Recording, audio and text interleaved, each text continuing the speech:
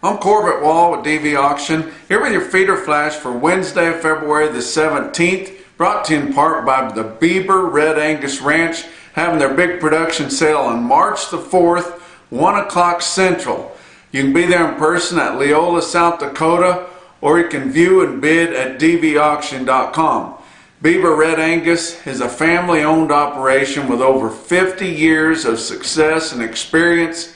They were one of the very first big name Red Angus breeders to broadcast with DV Auction. That was way back in 2005. They've been with us ever since.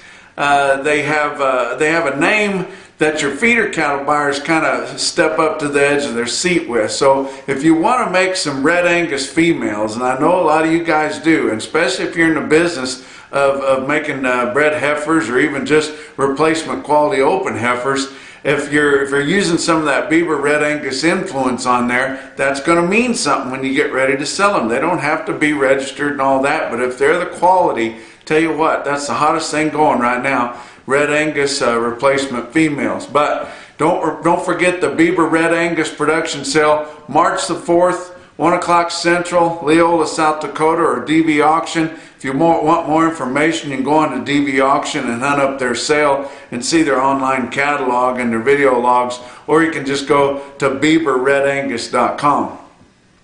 I tell you what, it's gotten so cold and it's just relentless, especially down there in the southern plains, will not let up. It was so cold this Monday and Tuesday that the cash pool froze.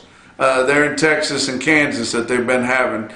Consolidated beef producers called off the cash pool because of the weather. It was just so cold and couldn't get around really to see the cattle on there that they wanted to get on the sealed bid deal. And then also with these rolling blackouts that are going on in the southern plains, these plants are having a hard time staying open, and so we're not really sure where we're at on the deal. They decided just to suspend the Texas and Kansas cash pool for this week, bring it back again next week, and hopefully from every week from there on. But I tell you what, it has just shut things down.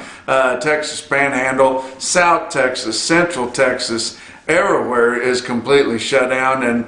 And I told you guys on our last visit that Ellison Carter told me that in 45 years of order buying in Texas, he can't ever remember when every single sale that he had an order in was completely closed. This week, they were completely closed. That's going to make a big difference on your cow and bulls, guys. If you have an opportunity to sell some cows and bulls, these cow bull packers are going to need them. Just think all those sales. I mean, like EC might have 50 order buyers out. Just think about all those little sales in Central Texas and all around not having their regular sale and no cows and bulls. And that's where they get the bulk of their cows and bulls, guys, except for maybe over around this area where they get a lot of those dairy cows. But still, but it's no different when you go over into Oklahoma or up in Kansas. All these little sales are closed. And that's where people take their out cows and bulls. So that's going to make a big difference on these. And on the few sales that I've seen around this week, cow and bull market really good. Getting up in the 70s now. But these rolling blackouts, if that isn't ridiculous, especially down here in Texas, we're an energy state. We've got an abundance of gas and oil, and dependent on this green energy for just a small percentage, and it's not even holding its end up on that end of the deal. But rolling blackouts going along, you can't depend on your energy for anything, but it's cold everywhere. Talking to people further up in the Midwest, I tell you what, these guys that are trying to start calving or are in the middle of calving, a lot of them are calving first calf heifers right now. We talked about the reasons it takes longer for those heifers to breed back. They're going to have kind of runt calves. A lot of times it'll give them a little extra time to catch up with the calves that are born here in a few weeks. But a lot of dead baby calves out there. They're just freezing to death. And I tell you what, you can't save them when it's in these bitter cold weather. You get 20, 30 below zero. You can't get out there fast enough. You can't do it. I saw another post where it said the Lake of the Ozarks there in south central Missouri is completely frozen for the first time in 10 years. And your platform is global warming, you might want to ease off that a little bit here, President Biden. But I tell you what, this frozen last week or so, and it just goes on and on and on. I was sure planning to get out of here to head to Fallon, Nevada on Wednesday morning sometime. That's not going to happen. The airport's closed, so hopefully I'll be able to find a way to get there somehow. We're going to miss out on that sale. We talked about Shasta. You guys didn't think I was going to talk about Shasta again, but Shasta Livestock Auction, we talked about it out in Cottonwood, California, Ellington Peak Sale, and everybody was wishing them well, and they had over 4,000 for their last sale. And then a lot of you guys saw on social media and all around that the last cow that came in the ring after nearly 60 years of that sale barn, the last cow blew up and jumped up in the block, and the last time you saw her, she was doing a belly flop there on the floor of the block in there where the clerk and the auctioneer sit. And then they busted out a sliding glass door that wasn't quite wide enough for her. Well, she calved early this week, and she's still pissed. You guys take a look at her. I tell you what, it's probably a bargain for whoever got her. She don't look too bad other than her disposition there, but her ex-wife looked just like that most of the time. And but she got an awful nice baby calf there, and then that woman had a lot of nice kids herself. Let's talk about your board for Tuesday. February live cattle futures down $1.05, 116.15. April up 62 cents at 125.80. Going out from there on your out fronts on live cattle, down 30 cents to up 40 cents. On feeder cattle, March down 7 cents. Not a lot of activity in the feeder cattle, really. Not anything up close, but March feeder cattle down 7, 140.77. April was down 12 cents is all at 144.60. And then you go on out from there. Up close, they didn't do a whole lot. Down 10 to as much as up $1.30 on your way back months there on your feeder cattle. So we've been kind of looking forward to this because we had that 3-day weekend, and then we had the big jump on Friday, wondering what the board was going to do. And it was just kind of a mixed bag there. It didn't do a whole lot and kind of a fizzle there. But I tell you what, still trading at pretty good premiums. Look at that February live cattle spot, 116.15. You know, guys sure hoping to get more than 114 this week with the storms and everything. But man, with these packing plants shut down, only 79,000 head of cattle were slaughtered on Monday. Due to the rolling blackouts and the weather and all that kind of thing. That's not good, guys. We got to have more than that. And the heck of it is, the packers need more than that. They got orders to fill. Look at your grains. March corn up 13.5 at 5.52 1/4.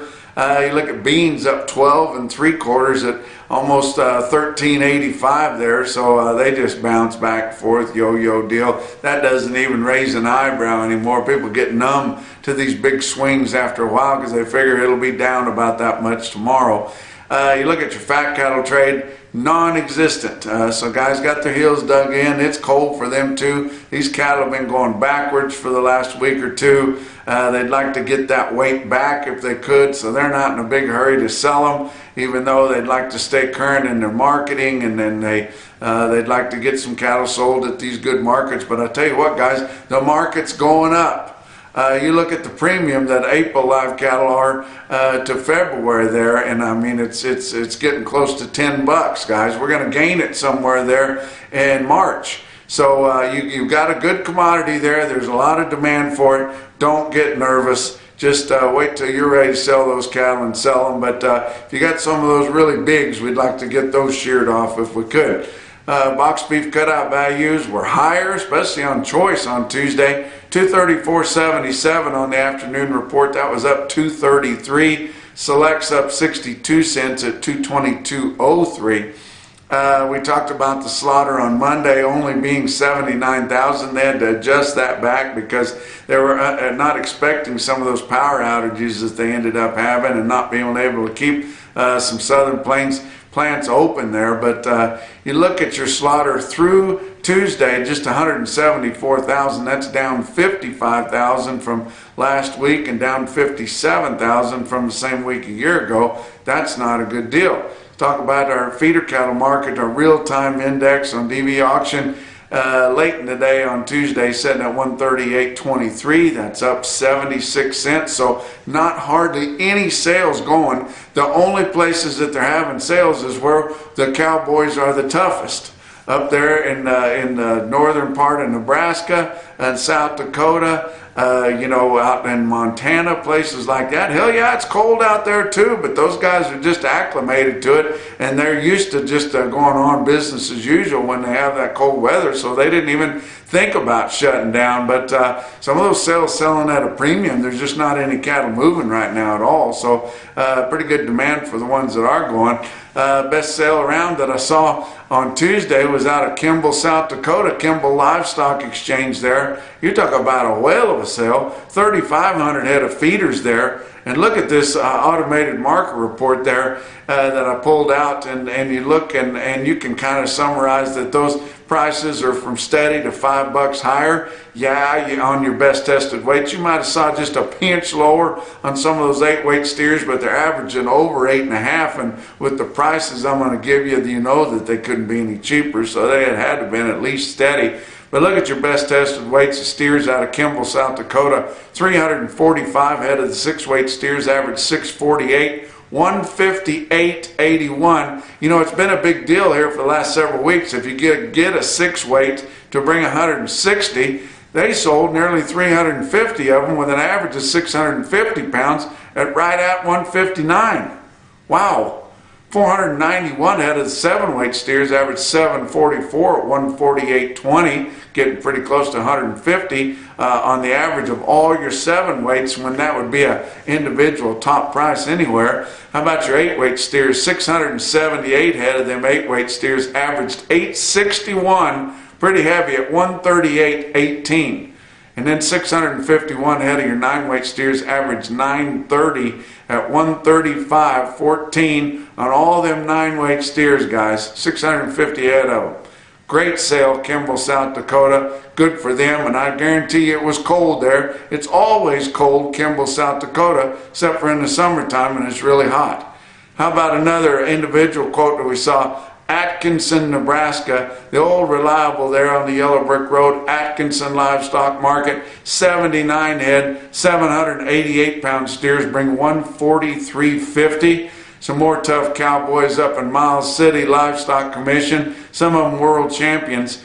How about Miles City Livestock selling 67 head of 616 pound steers at 161.10, way up there in the big rural part of Montana. They also sold 54 head, 551 pound steers at 185.75, guys, weighing over 5.5. But the best quote that I saw anywhere, and your Zach Tran top quote for the day, indeed come out of Kimball Livestock Exchange. It was 73 head, 881 pound steers, bring 138.60. That's your feeder flash for Wednesday.